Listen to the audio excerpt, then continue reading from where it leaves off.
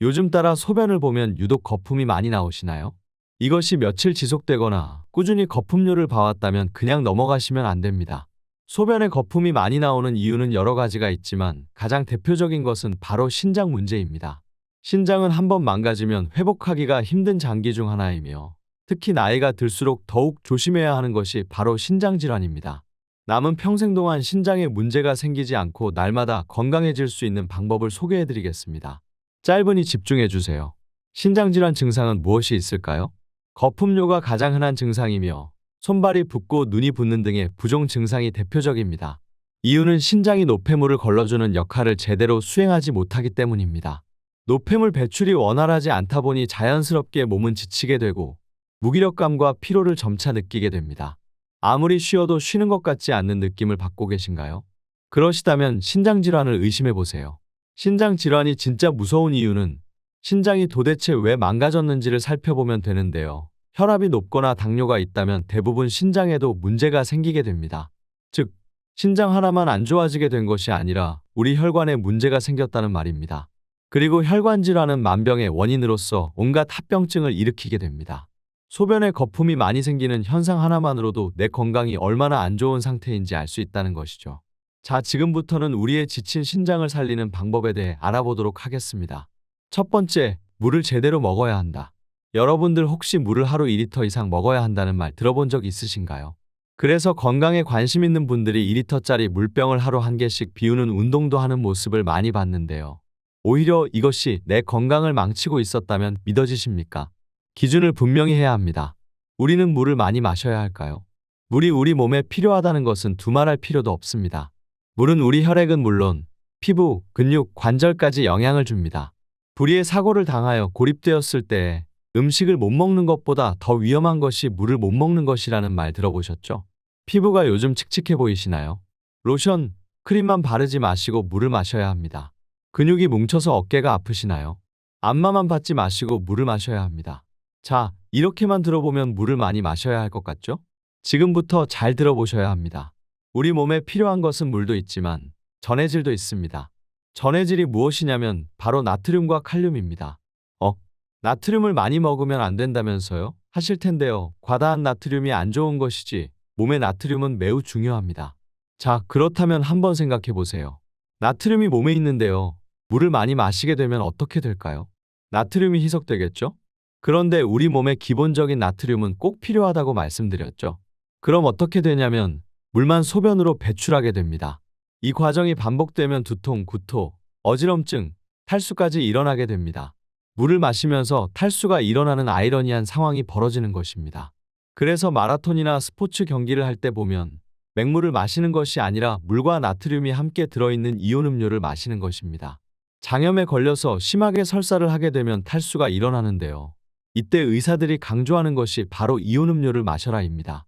그럼 도대체 물을 얼마나 먹으라는 얘기일까요? 2리터요? 1리터요? 성별, 나이, 체중, 체질 모든 것이 다른데 어떻게 물의 용량을 정할 수가 있을까요? 방법은 아주 간단합니다. 소변의 색을 보시면 됩니다. 소변이 매우 노랗다면 물이 부족한 상황이고요. 소변이 너무 무색이라면 물이 충분한 상황입니다. 소변은 우리 신장의 건강 상태를 확인할 수 있는 아주 쉬운 지표가 됩니다. 변기 물 바로 내리지 마시고 꼭 확인해 보세요.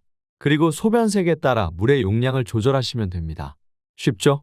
신장을 살리는 방법 두 번째, 적정량의 소금 섭취입니다. 요즘 저염식이 유행하고 있는데요. 여기서 제대로 아셔야 하는 것이 바로 저염식과 무염식은 아예 다르다는 점입니다. 저염은 그야말로 염분이 적다는 의미이고요. 무염은 염분이 아예 없다는 말입니다. 저염식이 건강에 좋으니 무염식은 건강에 더 좋겠지 라고 생각하는 것은 아주 잘못된 생각입니다. 생각외로 우리 한식은 정말 과다한 나트륨이 들어가 있습니다.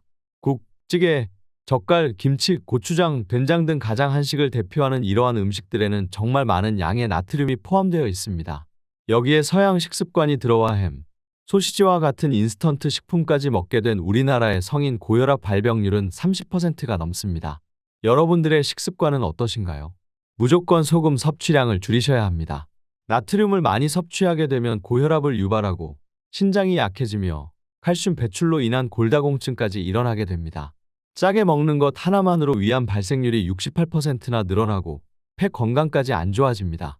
다시 한번 강조드리지만 소금은 우리 몸에 꼭 필요합니다. 과다한 섭취가 문제가 되는 것이죠. 음식은 한번 짜게 먹기 시작하면 점점 짜게 먹게 되고 싱겁게 먹기 시작하면 더 이상 짠 음식을 먹기 힘들 정도로 싱거운 음식에 잘 적응하게 됩니다. 오늘부터라도 점점 음식의 간을 줄여보세요. 지금보다 훨씬 건강해지실 겁니다. 한 가지 꿀팁을 드리자면 국찌개, 라면을 먹더라도 건더기 위주로 드시고 국물까지 다 드시지는 마세요. 이거 하나만 지켜도 염분 섭취를 줄일 수 있습니다. 신장을 살리는 방법 세 번째, 칼륨을 주의하자. 식단 관리하기 참 힘들죠? 칼륨도 우리 몸에 정말 필요하지만 과다한 칼륨 섭취는 우리 신장을 병들게 합니다. 칼륨이 풍부한 음식은 여러 가지가 있는데요. 우리가 흔히 접할 수 있는 것으로는 고구마, 시금치, 토마토, 바나나, 잡곡밥, 견과류 등이 있습니다. 몸이 건강한 일반인이라면 적당한 섭취는 아무 문제도 없고 오히려 건강식이라고 말할 수 있겠지만 신장에 문제가 있는 분들이라면 이러한 음식들은 내 몸에 독이 될 수 있어서 의사들은 강력하게 경고하고 있습니다. 칼륨과 함께 조심해야 하는 것이 바로 단백질입니다. 운동을 하거나 다이어트를 위해 극단적으로 단백질만 먹는 분들의 경우 통풍에 걸릴 확률이 높아질 정도로 과다한 단백질 섭취는 우리 신장에 큰 무리를 주게 됩니다. 여러분들의 현재 건강은 어떠신가요? 아직 큰 질병 없이 건강한 상태시라면 제발 건강할 때부터 식단 관리를 하셔야만 합니다. 몸이 망가진 후로는 어느 것 하나 내 마음대로 먹을 수 있는 것이 없습니다. 그리고 꾸준히 운동을 해보세요. 운동은 누군가에게 잘 보이기 위해 하는 것이 아닙니다. 이제는 내가 살기 위해 하는 것입니다. 오늘 잘 배우셨죠? 물 제대로 먹는 방법, 소금 제대로 먹는 방법, 칼륨의 적당한 섭취에 대해서 알아보았습니다. 꼭 새겨 들으셔서 더욱 건강하고 활기차게 사셨으면 좋겠습니다. 여러분들의 건강을 응원합니다.